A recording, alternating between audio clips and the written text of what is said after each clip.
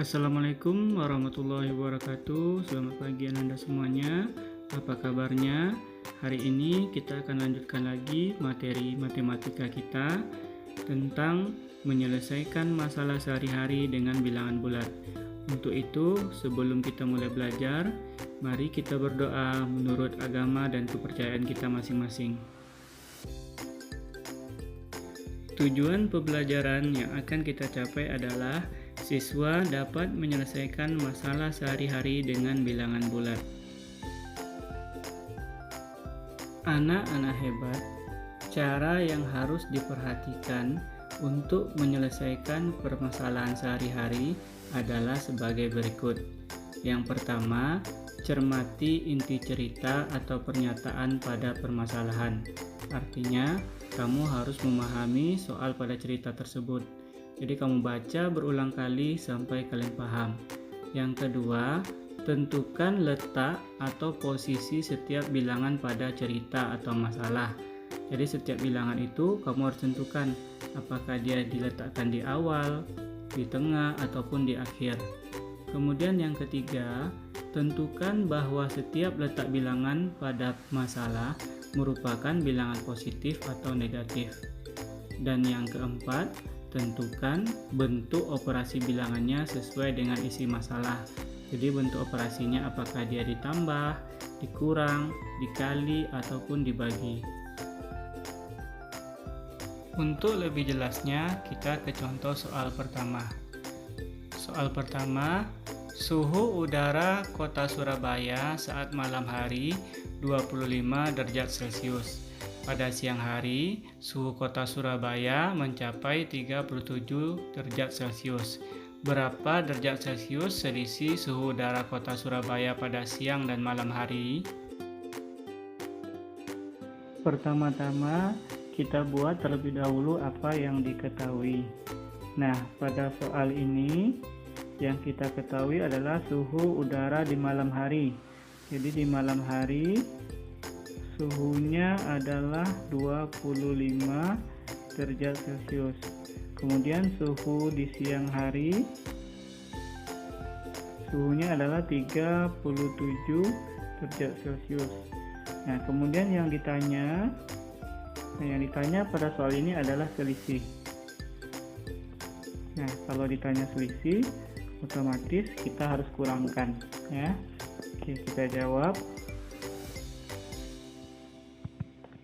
Nah, kita kurangkan suhunya 37 derajat Celcius dikurang 25 derajat Celcius. Nah, kita kurangkan dengan cara bersusun ke bawah.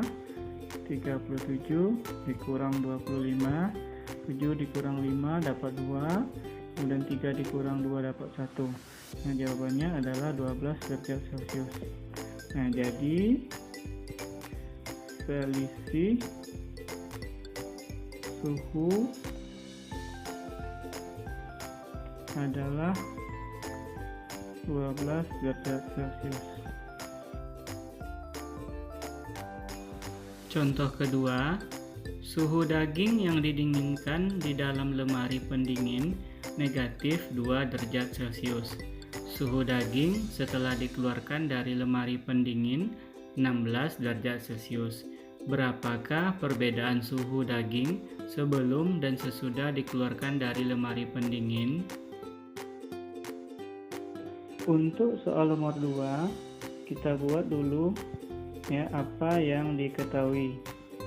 Nah, pada soal ini yang kita ketahui adalah suhu daging ya ketika masih di dalam lemari pendingin. Berarti sebelum dia dikeluarkan. Nah, jadi suhu sebelum dia dikeluarkan adalah negatif 2 derajat Celcius.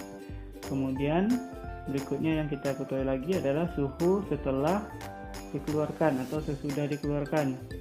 Nah, sesudah dikeluarkan suhunya menjadi 16 derajat Celcius. Nah, yang ditanya berapakah perbedaan suhu sebelum dan sesudah dikeluarkan. Jadi perbedaan suhu, berarti selisih juga ya. Nah, perbedaan suhu. Sekarang kita jawab. Nah, karena di sini ditanya perbedaan, berarti kita akan kurangkan juga. Jadi kita kurangkan suhu daging setelah dikeluarkan dan sebelum. Berarti 16 dikurang negatif 2. Nah, kalau kita jumpa soal seperti ini, berarti ini tanda operasinya bisa kita rubah menjadi tambah. Berarti 16 ditambah 2. Nah, hasilnya adalah 18 derajat Celcius. Jadi perbedaan suhunya ya. Perbedaan suhunya adalah 18 derajat Celcius.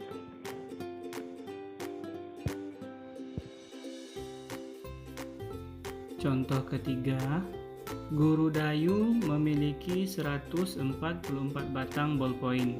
Kemudian, ia membeli lagi 3 pak batang bolpoin. Setiap satu pak batang bolpoin berisi 12 batang bolpoin. Seluruh bolpoin akan dibagikan kepada 36 siswanya. Setiap siswa mendapatkan bagian sama banyak. Berapa batang bolpoin yang diterima oleh masing-masing siswa? Untuk soal nomor 3, kita buat juga apa yang diketahui. Nah, yang diketahui pada soal ini adalah guru Dayu memiliki 144 batang bolpoin. Jadi, bolpoin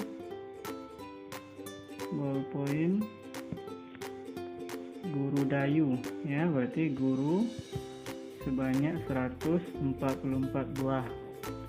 Nah, kemudian ia membeli lagi ya, jadi membeli lagi sebanyak 3 pak.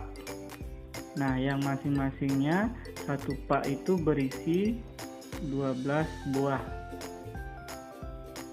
Kemudian bolpoin tersebut akan dibagikan kepada 36 orang siswanya. Berarti dibagi kepada 36 orang siswa ya. Nah, yang ditanya adalah berapa bolpoin yang diterima masing-masing siswa. Jadi berapa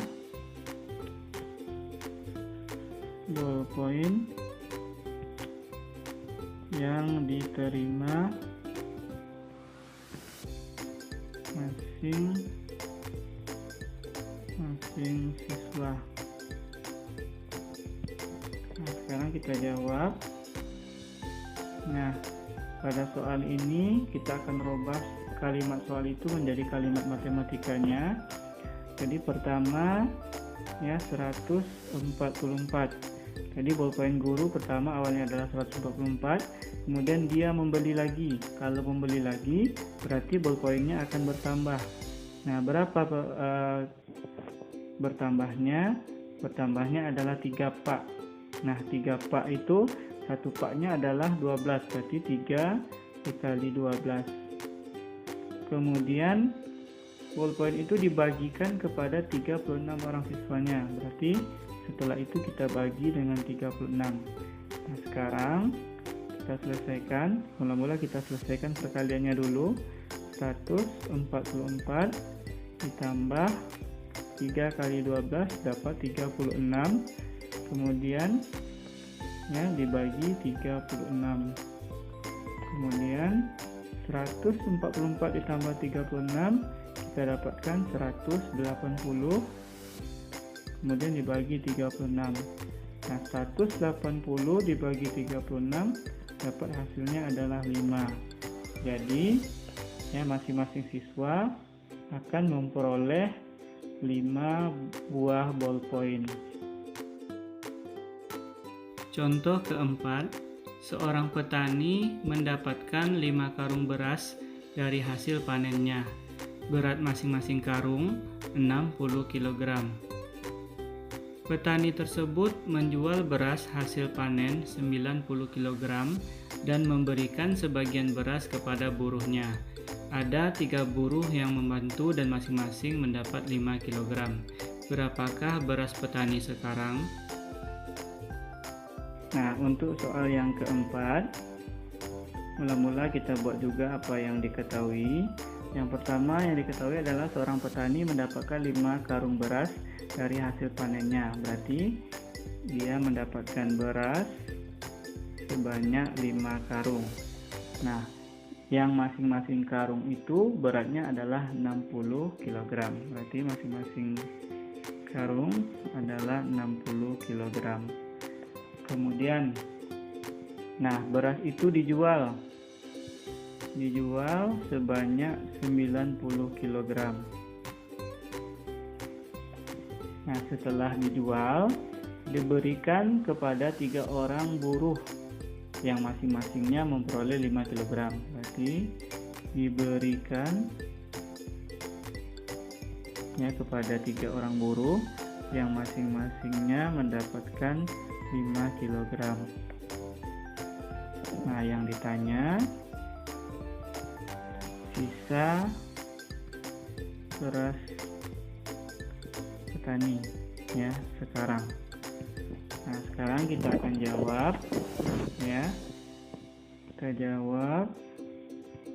Mula-mula tadi beras petani adalah 5 karung. Nah, masing-masingnya 60, berarti 5 dikali 60. Kemudian dikurang 90 karena dia jual. Kalau dijual otomatis berasnya akan berkurang, makanya di sini kita kurang. Kemudian setelah itu ya berasnya diberikan. Nah, kalau diberikan tentu otomatis akan berkurang kembali. Diberikan kepada 3 orang ya, 3 orang buruh yang masing-masingnya memperoleh 5 kg. Berarti 3 dikali 5. Nah, berikutnya kita selesaikan. 5 kali 60 kita dapatkan 300, kemudian dikurang 90. Nah, berikutnya 3 dikali 5 kita dapatkan 15. Nah, 300 dikurang 90 ya, kita peroleh 210, kemudian dikurang 15. Nah, 210 dikurang 15 hasilnya adalah 195 kg. Nah, jadi beras petani saat ini tinggal 195 kg. Cukup sekian pembelajaran kita hari ini. Perbanyaklah berlatih mengerjakan soal supaya kalian lebih mahir dalam menyelesaikan soal-soal cerita. Sampai jumpa pada video-video pembelajaran selanjutnya.